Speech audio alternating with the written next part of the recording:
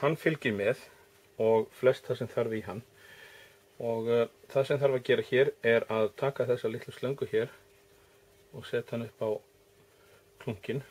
Þetta er svona það sem að mun fylgja bensíninu inn í tanknum, og þegar að tankurinn situr niðri þá liggur þetta svona, síðan þegar hann fer að hvolfa þá er hann hérna og þetta fylgir alltaf bensíninu.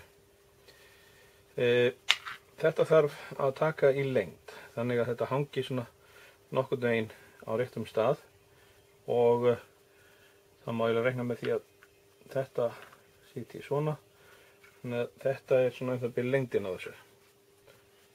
Þá þurfum við að stytta þessa slöngu örlítið. Nú getum við prófað og séð hvernig þetta passar. Það má þá alltaf stytta hana meira ef þarf.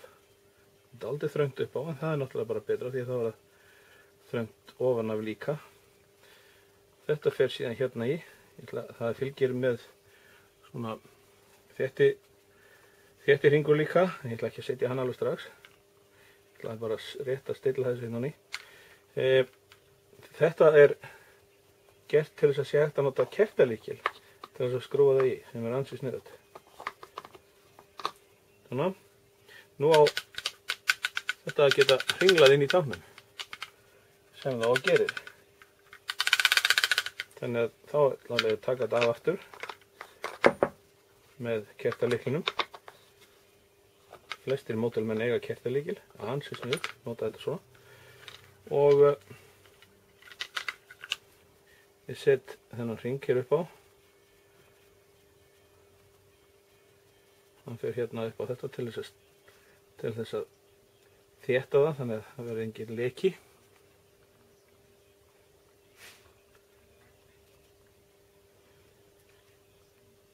Svona. Þessir tankar eru frá Slek, skils mér, þannig að þeir fylgja bara með. Skrúa þetta fast í.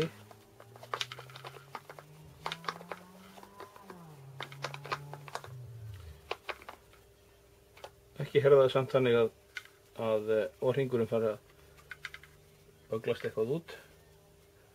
Kannski máta meira. Svona, nú ætti þetta að vera þétt. Síðan eru tvö göt hérna.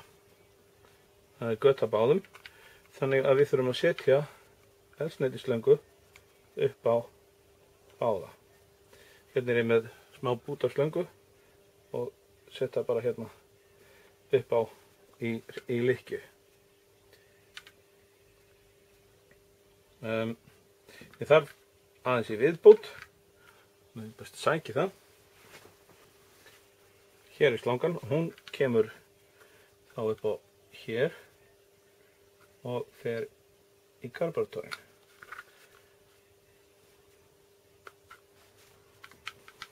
Pínlítill kallið þennan tanka, það er erfitt að komast að þessu drasli. Svona. Þá er hérna slanga beint í karburatorinn.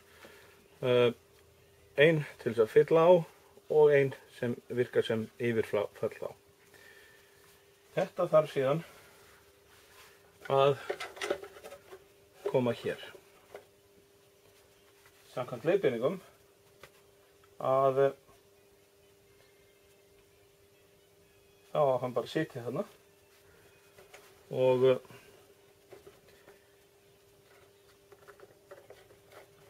þetta fer síðan hérna út gatið og eins þetta hér. Svona. Nú þarf ég að búa til einhvers konar festingu fyrir tankinn. Sett að öllum líkindum bara franska rennilás eða eitthvað til þess að halda honum hérna. Þannig næsta til þess að klára þetta skref er að setja þetta lok hér á og festa það með tveimur skrúum.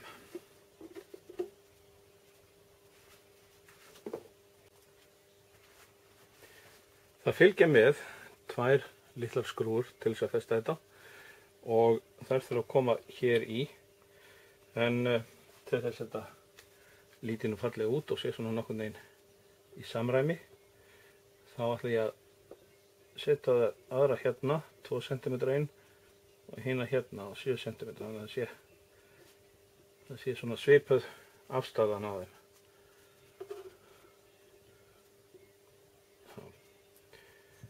Nú, ég ætla að bora fyrir þeim með 1,5, því að skrúðnar eru 2 mm.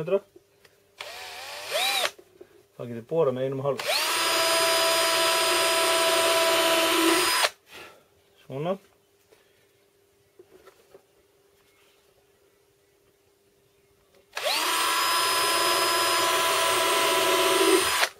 Og svona.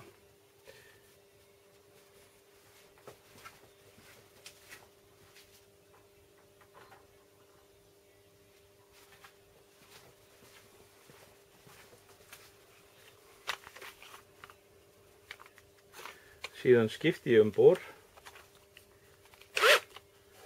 og stækka gatið á lokinu upp í 2,5.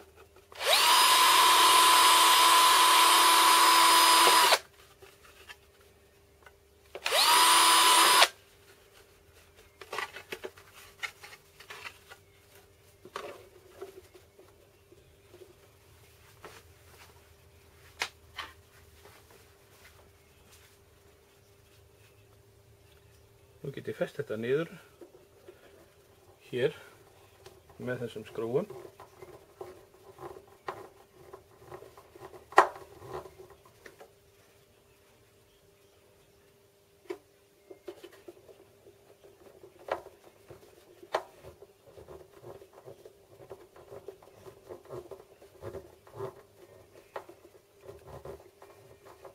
Svona.